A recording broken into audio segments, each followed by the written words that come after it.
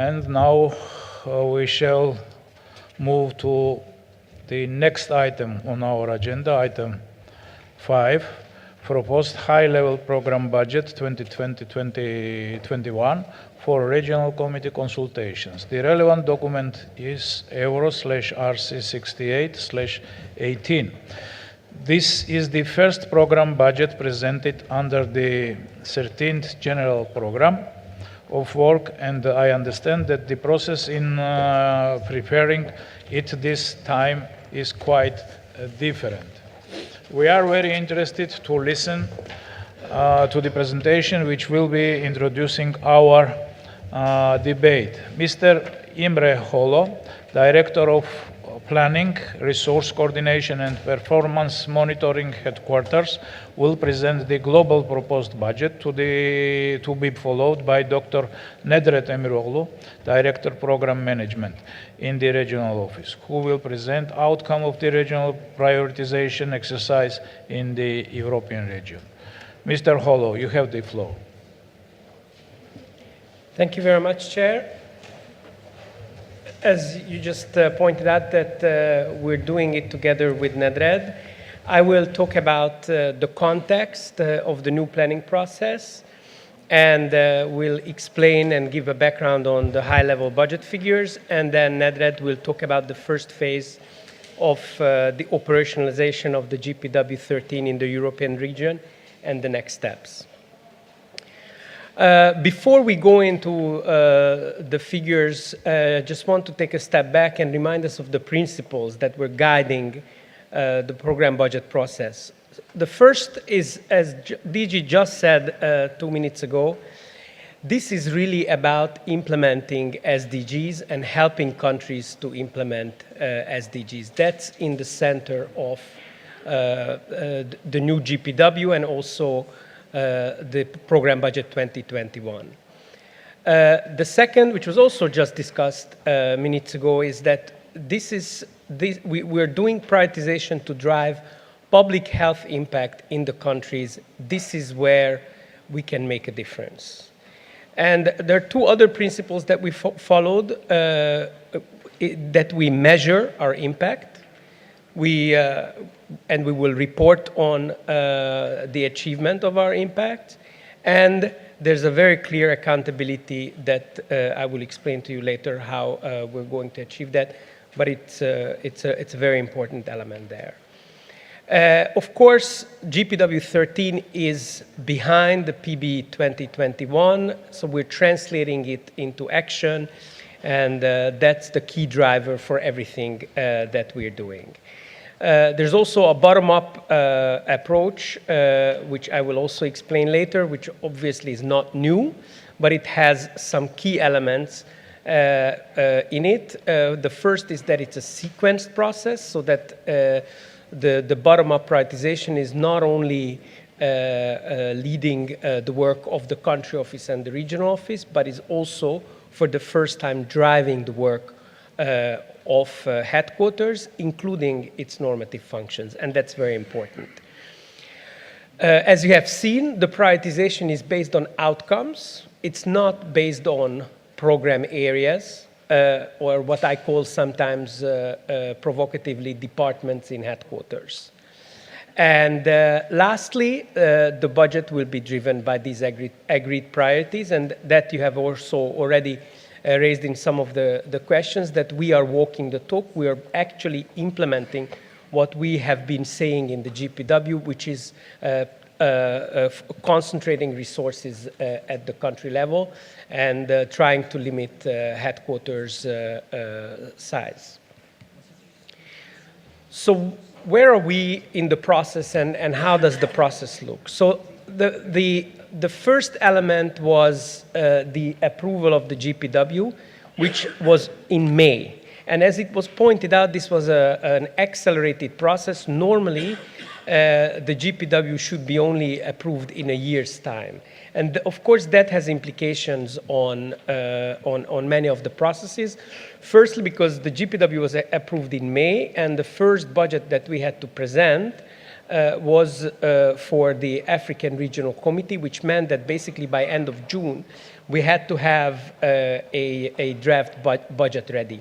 That gave us basically 4 to 6 weeks to do the first draft. And this is why we said, and we knew it, so we were signaling that to you all the way from January, that we're presenting a high-level program budget because we wanted to give more time for the process of prioritization and especially of the sequenced approach, which also brings in headquarters. Just in comparison, in 2014, many of you were here when the GPW 12 budget was presented in a draft format in Malta, and you probably remember that that budget did not have any figures. So compared to that, you have a high-level budget and a lot of detail about the regional prioritization process. We understand it's not perfect. We need to work for more granularity, but I just want to put it in context what this is that you have in front of you. So obviously, we're having consultations at the regional committees, and this is where we are right now. And we have just finished another very important work, which is the development of the outputs. The outputs are the statements or the elements that capture what is the Secretariat's contribution to the outcomes and to the achievement of the 3 billions. And a detailed description of the outputs will be basically the core text and storyline of the program budget that you will see, that will establish what is it that the Secretariat is going to do in order to achieve the outcomes and the priorities. Now that we have the outputs, we go back to the country offices and we're going to work with them to establish what are the outputs, what are the contributions of the Secretariat that they will do in order to support the countries to achieve the priorities that they jointly established. And in order to, once that's done, which is happening or will start as we speak, it is very important to then have a ballpark understanding of the resources required for those outputs, and we will cost them out, and that will drive the internal part of the budget, so the elements, how much resources are going to be set aside for the different strategic priorities. And that will be the basis of the EB version of the program budget that you are going to receive in the middle of December. Just in brackets again, in order to deliver a published budget by middle of December, we have to be ready with the program budget by mid-November. So it's still a very tight deadline to do all this in order to come to a properly costed program budget.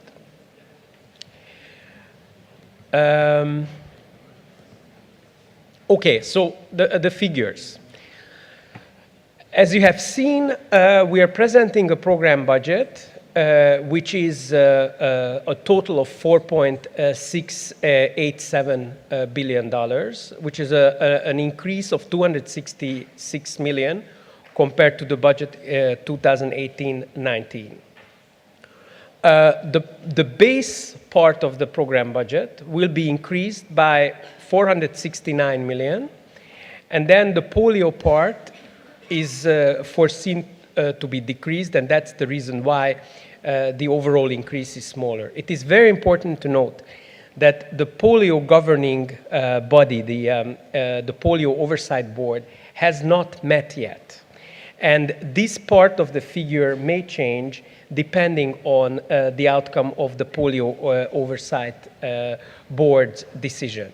So for the rest of the presentation, I would like to focus on the base part of the budget and of the $469 million increase.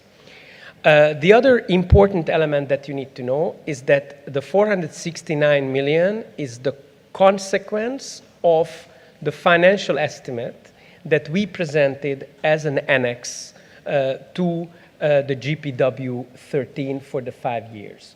So it's basically the 2021 portion of the total financial envelope that we had presented to you is required to implement the GPW 13.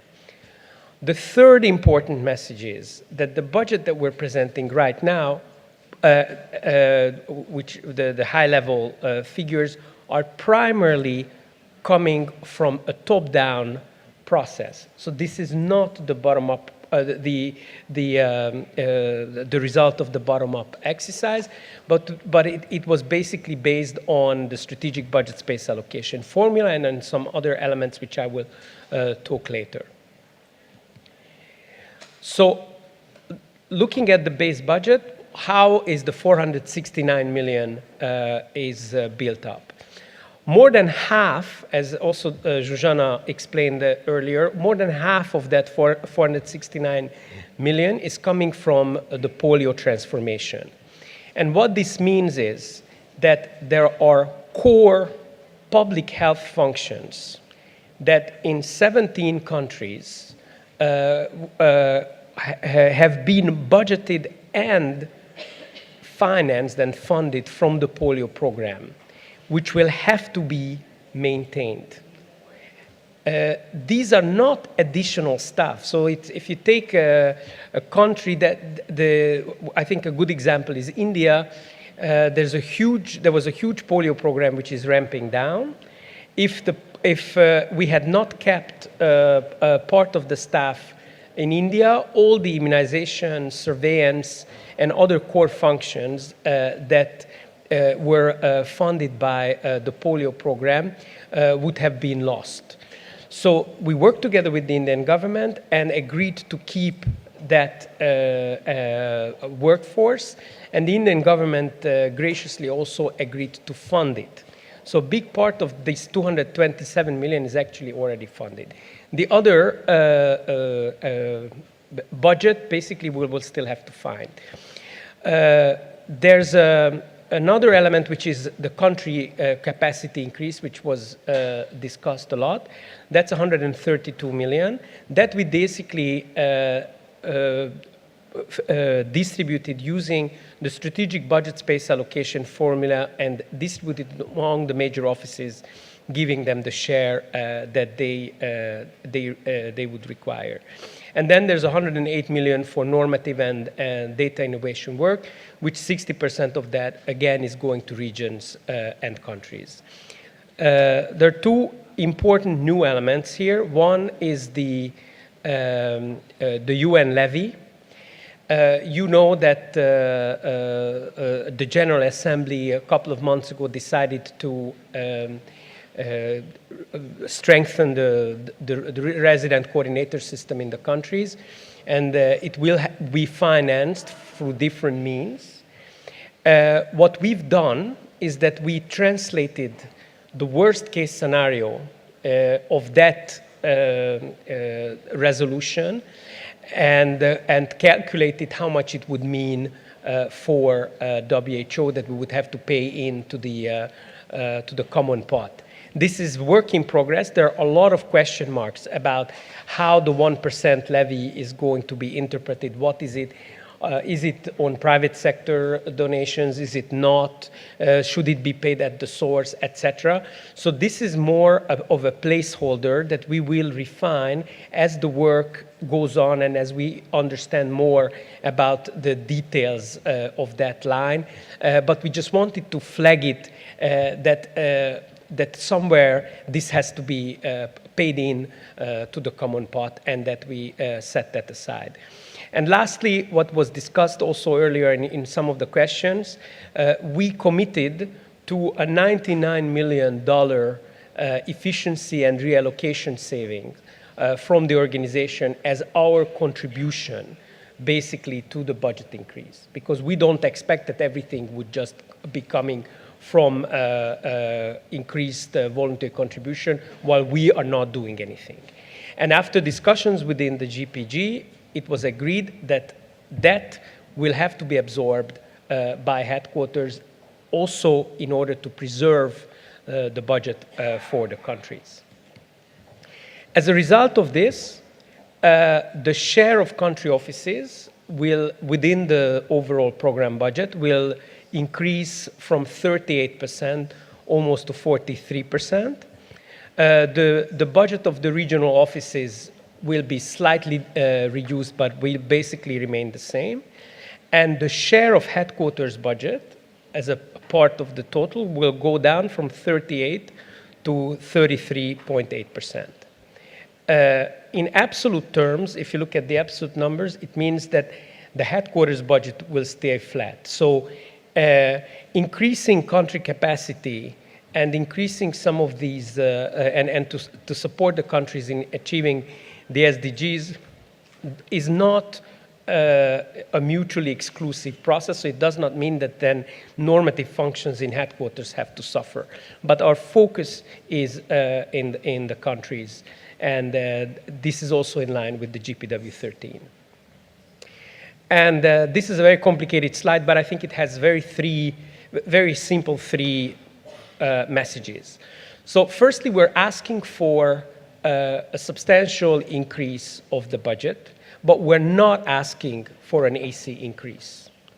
We're planning to fund this difference completely from voluntary contribution.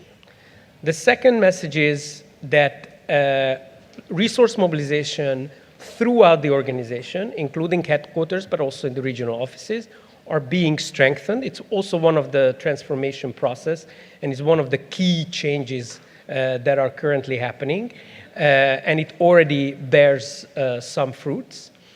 And thirdly, that we believe that while this is an ambitious proposal and an ambitious ask, it is realistic. Our budget is currently, and that's a couple of weeks ago, was already 91% funded overall. And we see very positive signs of new donors coming in and also receiving, which is very important, contributions earmarked at a higher level, which enables us to actually implement the program budget fully. So we believe that while this is an ambitious proposal, it is realistic, and if we keep on working on, together with you, of course, and internally on resource mobilization, we will be able to finance it. Thank you very much.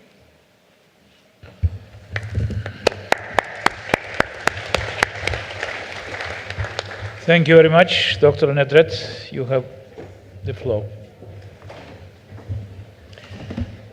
Thank you very much, President. I have a challenging job to do the presentation of the European process on operationalization in the region at 17:43. I know you're too tired.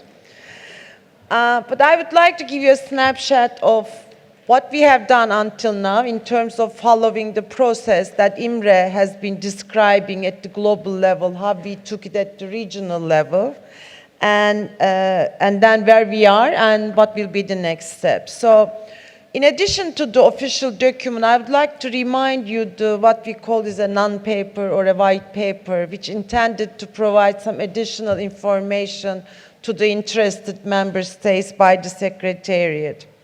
So following the GPW adoption in the World Health Assembly, the first action we took was the regional director launching the process, the bottom-up prioritization process, through her letter dated 15 June to all member states.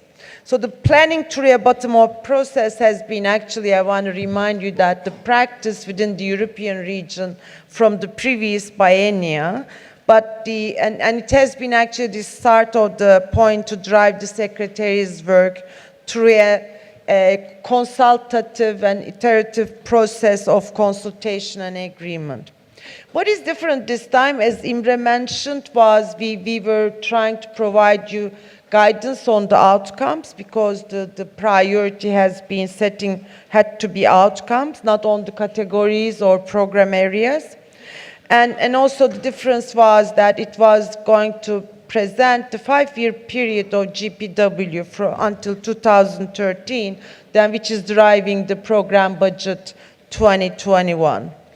So we think we are in the first phase of engaging with the member states in defining their bottom-up priorities.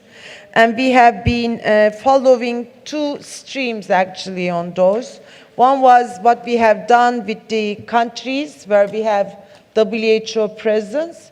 The process has been led by the WHO representative and staff in very close communication with the national technical counterparts and also the strategy decision makers. And in the countries where we don't have a WHO presence, thanks to all these national counterparts who have been playing an incredibly important role in this communication exchange, and also thanks to the focal points that has been appointed from the regional office who was ready to support the national counterparts.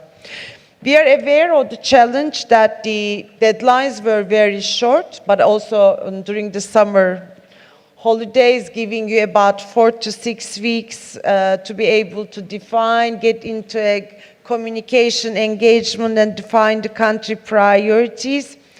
So we take this as the best available information and knowledge and a snapshot as of the regional committee at this stage. The document which is in front of you is providing that snapshot.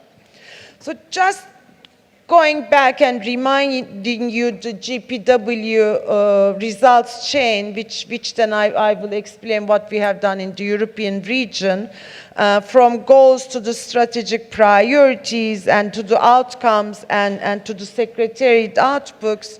I want to remind you that all major offices applied the same methodology. So because of the high-level cross-cutting nature of the outcomes, more detailed outcome scopes, which we called under the outcomes, which are the joint accountability between the member states and WHO.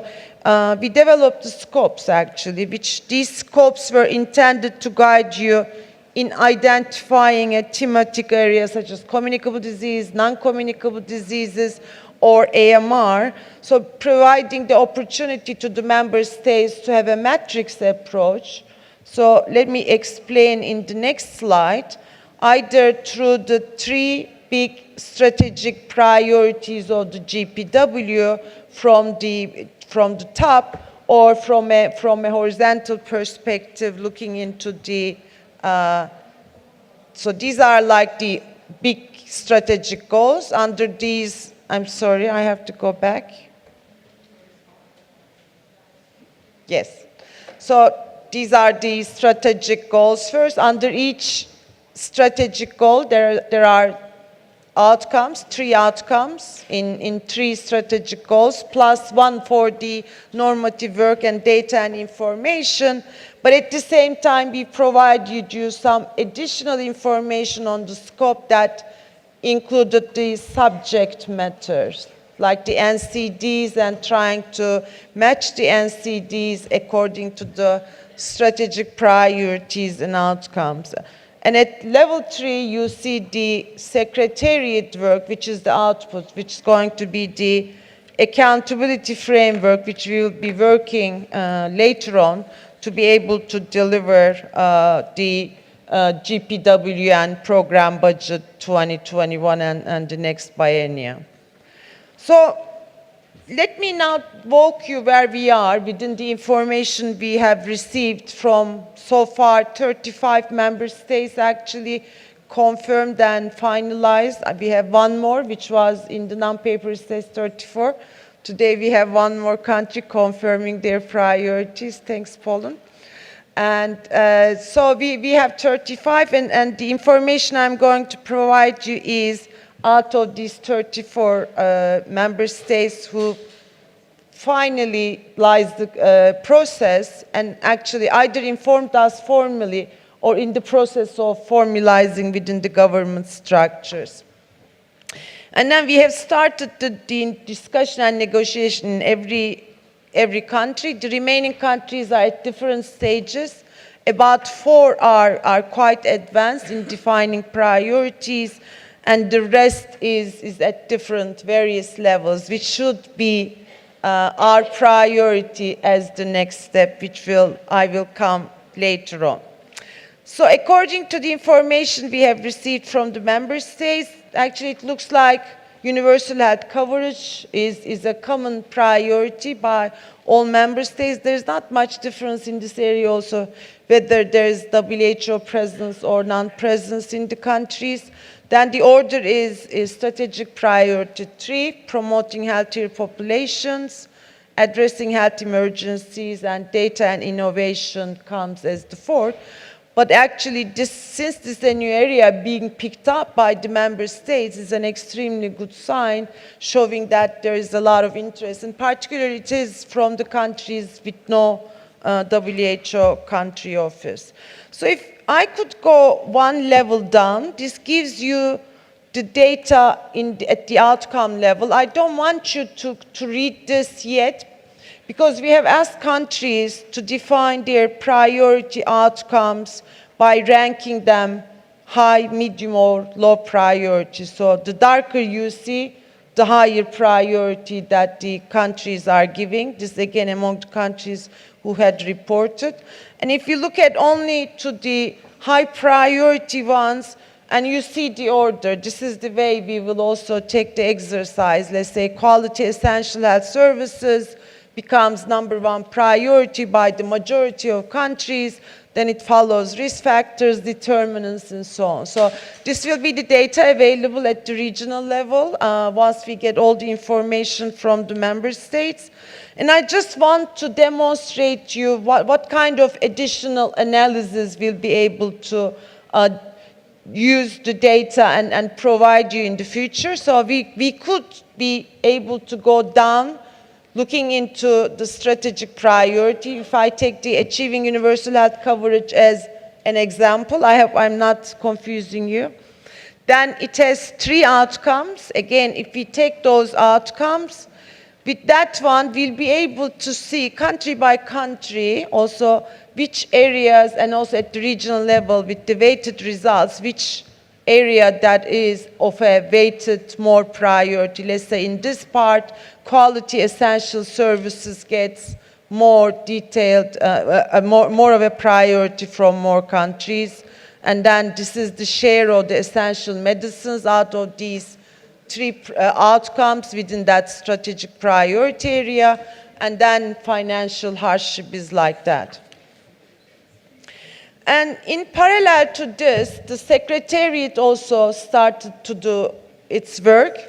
We have reviewed all the documentation available to us to be able to be prepared internally to be able to implement the GPW, but also to have a bit of a realistic checkup in the priority setting by the country. So what we have done is we have reviewed, let's say if country has a country cooperation strategy, or if we have a biennial collaborative agreement prepared, or we have looked into recent demographic and health indicators and data, national health policies and strategies of the country. And actually we mapped so kind of a prediction of what might be coming up from the countries.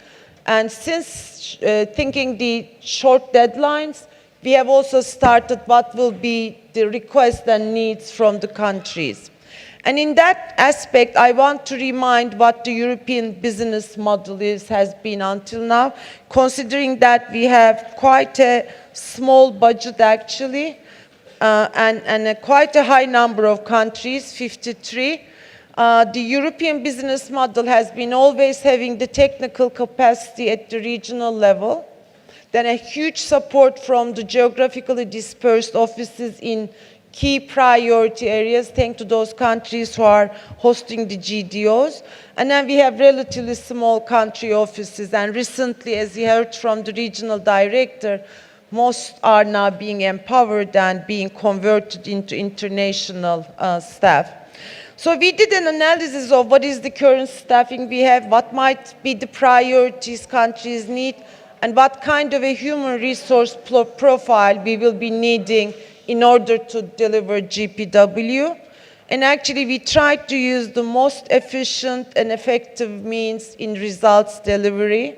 That is that still we will use the technical capacity at the regional office as much as possible, but we would like to be closer to the countries. So there we'll be looking what could be the budget increase and how we could improve the WHO's capacity, technical capacity at the countries, and what are the countries who need that capacity, and then whether there are different means of delivering that, which is like, can we have some sort of multi-country structures or whatever you call hubs or sub-regional offices that could be preparing and providing coordinated, integrated delivery into the countries.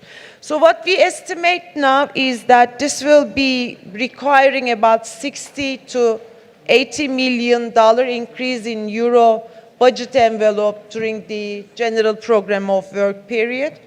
And we think this is going to be an incremental increase. It won't be immediately increasing that level. And then we foresee that the proposed about 20 million for the program budget 2020, the 20 million increase over the current approved budget following the strategic budget space allocation is going to be a relatively reasonable way to be able to deliver. And then we think there will be further increases in the coming biennium. So what is next, I think, is the critical question, and this is the part we would like to also hear from you, your feedback, so that we could adjust our actions. So we are at the regional committee level, as Imre was showing. We are presenting you where we are. We want to hear from you on your views and your advice. Following this, as we will, as said, complete the prioritization exercise in the remaining countries. And actually, the speed of that finalization of this first phase depends on you. The faster you engage with us and define your priorities, then we will be able to see the regional picture completely. So we really plead that you're going to take this, and we're happy to provide any support. At that point, we would like to be inclusive, engaging all member states under the governing mechanism, and we are looking forward to any suggestions from you how we could share that information for your information, engagement, and feedback under maybe the standing committee for the regional committee. And in parallel, the overall global process to prepare the more detailed, costed plan, program budget to be presented to the EB is going to be starting. So we see these as parallel processes that while we are sharing with you the first phase results, we will continue dwelling and getting more information on the additional details on the global budget that will go to the executive board in January, and which will be based on also the costed outputs, which is the secretariat accountability and the deliverables. And as I mentioned, in that output, costed outputs, we tend to take the European business model. And then following the advice of the executive board, the regional office will support the final preparation of the global budget. That's the detailed operational planning, which will be detailed, as always, costed, and we'll be presenting that to you at the regional committee next year. Thank you very much for your attention. Thank you very much, Dr. Nedret. I now open the floor for the discussion. Delegates wishing to speak on this issue, please raise the name. The first, as I got the request, is from, on behalf of European Union, Austria will.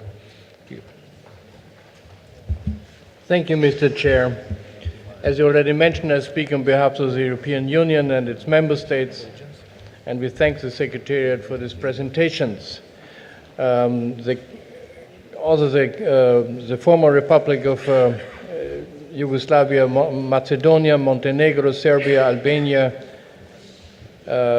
Bosnia-Herzegovina, Ukraine, the Republic of Moldova, and Georgia are aligning themselves with this statement. The program budget is a key accountability tool in the WHO setting to hold the Secretariat to account. This is why in the past member states have been intensively consulted and were given the opportunity to provide their guidance on the draft program budget through the Regional Committee as well as through the governing bodies in Geneva.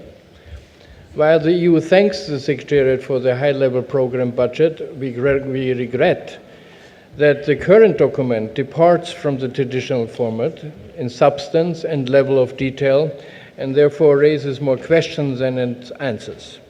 The current high-level version does explain where, in which region and country, the money should be spent. However, it does not provide the essential information which specific thematic areas will be funded and to what extent. We believe that this is a missed opportunity for the Secretariat to receive Member States' guidance on the program budget. For the next version of the program budget, we expect to see a clarification of priorities, and within a certain budget frame. The program budget has to show how available resources will be spent on and which thematic areas have to be funded first. For today, we would like to raise the following 5 important issues. First, the current version foresees a major shift of resources from headquarters to the countries and argues that this would have to happen due to the new operation model in countries. The EU has many others has frequently urged the Secretariat to bring this issue of WHO's role and function and operating model in countries to the debate in the Geneva governing bodies. We believe that this discussion should come before major shifts are implemented. How can we discuss increases of the budget in countries when we do not yet know the resources being put into those countries? Second, the Secretariat proposed a 12% budget increase. This increase is being explained partly as a result from the UN reform levy. The UN reform is based on the principle of no additional cost for the UN member states, and we would have expected UN reform, particularly with the countries, to bring cost efficiencies gains rather than additional cost. Therefore, we would like to see more information on how WHO is going to achieve these further efficiency gains, including to provide its share of funding for the new resident coordinator. Third, in Table 3, we learned that all regional offices receive roughly 10% extra funding compared to the past biennium, with the exception of the European office, whose budget remains stable. We would like to better understand the reasoning behind this. Why is the European region the only region that would not receive more funding for its regional office? Fourth, regarding the funding linked to polio transition, it appears that the overall resources requirements remain stable across the biennia, with funds being redistributed over 2 years based on the focus of the work, rather than there being a reduction in costs. Instead, the Secretariat expects that traditional polio donors will provide the same funding also for routine immunization programs in certain countries that could be covering the costs from domestic resourcing. We would like to know from the Secretariat whether polio donors have already clearly indicated that they would be willing to provide these resources for non-polio linked activities. Furthermore, we would like to know whether WHO considers global routine immunization programs as their responsibility and whether the routine immunization programs would only be limited to previous polio countries. Fifth and finally, with regards to the 12% overall budget increase, the EU remains skeptical regarding the realism of this ambitious budget increase and would like to hear from the Secretariat whether its activities to raise funding for the next biennium and from new donors has already resulted in clear financial commitments. On this note, I would like to thank you. Thank you very much, Austria. Dear colleagues, now we have 5, and our interpreters can continue only 5 minutes, not more. There are 2 options. We have 1, 2, 3, 4, 5, 6, 7, 8 requests, from the 8 member states' requests for interventions. We cannot manage this in 5 minutes, of course, and for 1-2 minutes we have another announcement. Then I will propose maybe we break now and continue the discussion tomorrow, 9 o'clock.